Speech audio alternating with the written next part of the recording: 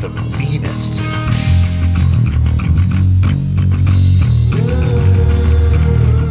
Scott, you know what we're here to do today. To rock? We're talking about Mike Starr. We're talking about this incredible bassline wood, Alice in Chains. I mean, do you remember Singles? Did you get into that movie? Dude, I don't repeat.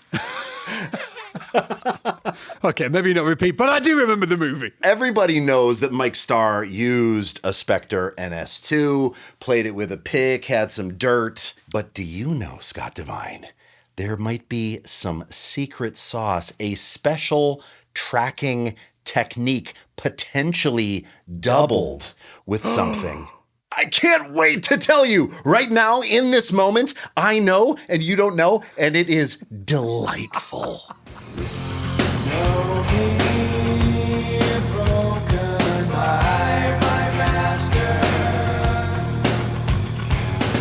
Tell me about this bass line though, man. Dangerous energy, right? I mean, that bass starts out and it just makes you always want to pull like full bass face. Take a bass, doesn't have to be a Spectre NS2, but it doesn't hurt, you know what I'm saying? Tune it all down. You're gonna get a pick, you're gonna tune your bass down a whole half step. Let's use the classic guitar player grip. This is the Scott Devine grip, and many people do this as well. Yeah, check it out. The pad of your thumb, pick goes against it, and let's get that knuckle, right? You're gonna play back by the bridge, a touch of palm muting, right? You've got to get the palm muting. You Please do. play it to me without palm muting. Okay, so if I play it without palm muting, there's nothing sneaky or dangerous about that, actually. It's shouting at you. Yeah, exactly. And that's not the vibe, right? It's more like...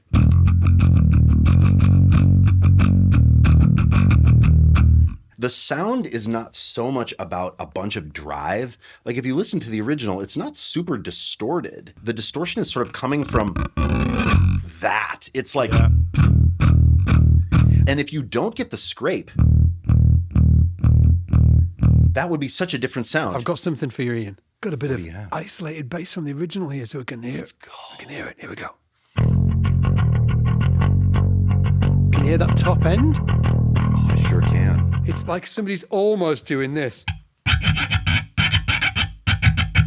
mean, I wonder if there's some other element in there that's doing something like that. It would be so wild to know, right? It'd be wild. It'd be wild. But I know you're not going to tell me right now. Whoa, Scott, wait a minute.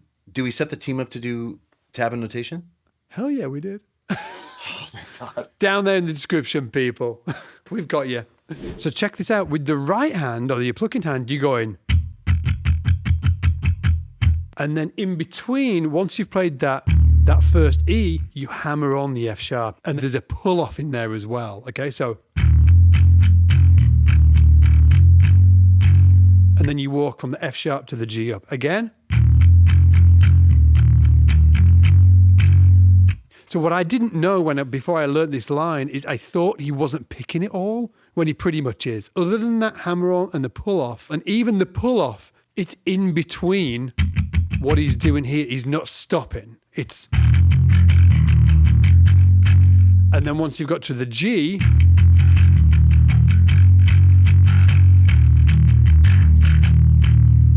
I'll do that slowly. Nasty, man.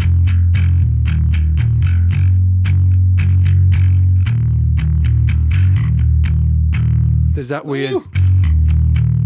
That pull-off happens on an up string. I really recommend if you want to get this line down, grab the tab and notation down below to see exactly what's going on. And you know, something that you've talked about before, Scott, that I love is just getting this thing like... just so that you can kind of get that groove going, because it's really more about that than it is the notes. I mean, the notes are important, but I mean, you could even play...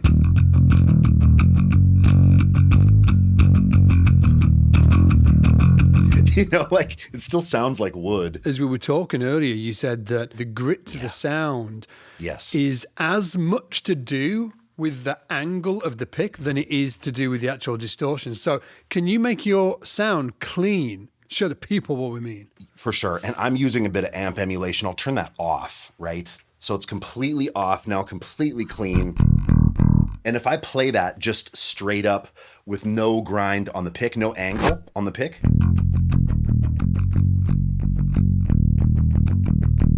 But now if I angle,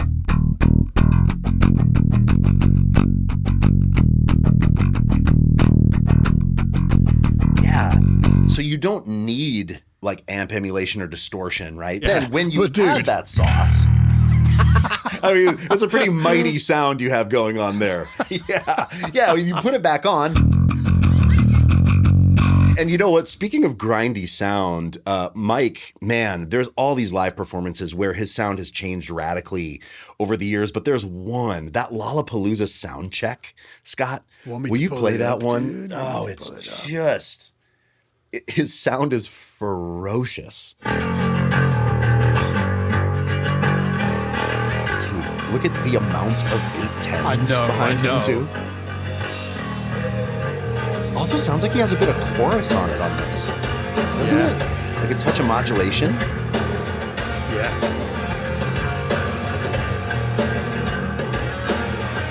Check this out. Scott, do you remember in the early 90s, the Art SGX Nightbass? It was a processor.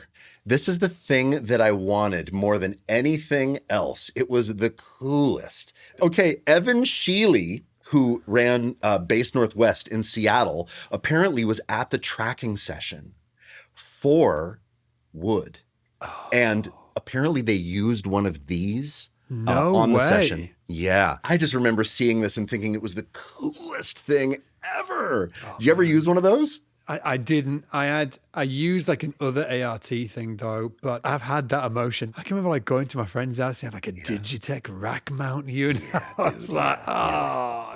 Okay, so I love YouTube. You probably love YouTube, but let's be honest. It's not the best platform for in-depth teaching. Enter the SBL Academy. At SBL, we break down the bass with a curriculum-driven approach that spans from complete beginner level to super advanced. We also cover all kinds of genres, skills, and techniques, all brought to you by world-class bass instructors. And best of all, you can get started today for free at trysbl.com. Do we want to take a look at the chorus? Give me the chorus, then give me the secret. Yeah, check it out. Here, let's see.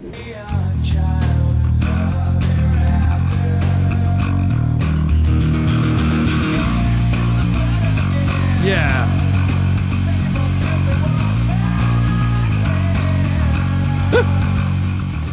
Man, this is also from a time, Scott, where like not everybody was on click, right? Not every rock band was beat detected, pitch corrected. Yeah. It's just so raw. There's all this tempo fluctuation in this, and it's so cool. And you have Mike Starr doing this awesome thing where he's finishing off the riff.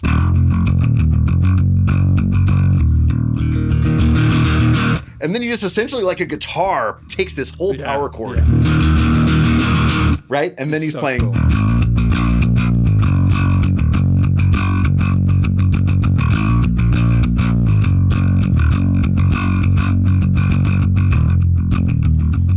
And back down to the sneak. Oh, man. I love it so much. Tell us about the secret. What's the secret? Okay, so word on the street, Mr. Mike Starr would double track the bass using an acoustic bass. Yes. They would double track a mic'd up Kramer Farrington. Now, I don't have a Kramer Farrington, but I do have this little sweetheart right here. This is a little Taylor, right? And so that sometimes, now listen, don't hear me saying that I know that they used an acoustic bass on Wood specifically, but they definitely did on the record to add texture and scrape, dude. Mic'd up, right? So let me just see. I don't know. Like if I take this.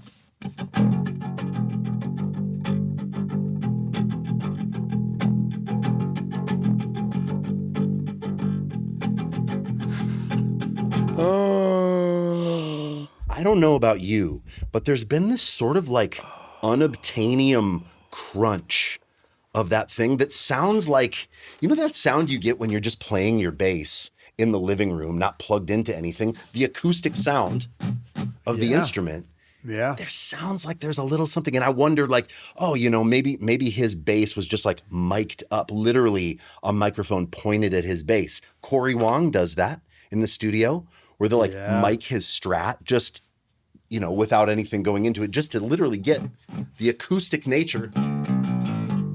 Dude, the signature Nile Rodgers sound is the guitar that you hear him play, but then underneath that, he will play like an extra muted version of that rhythm track and just layer it underneath, and that's the Nile Rodgers sound.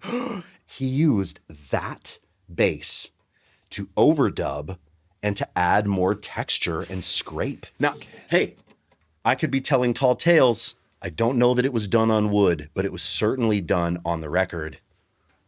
Does anybody know? Was anybody there?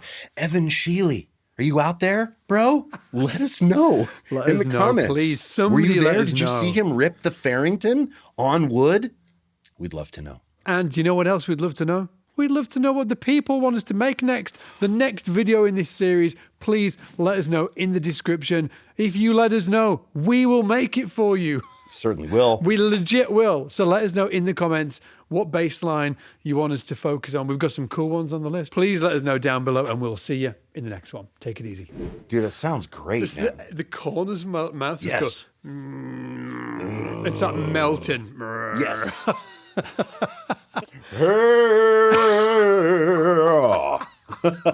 That's not it. I've been playing it wrong forever. Okay, Mr. Divine. So what? You get a little bit of that grind You don't going. need it.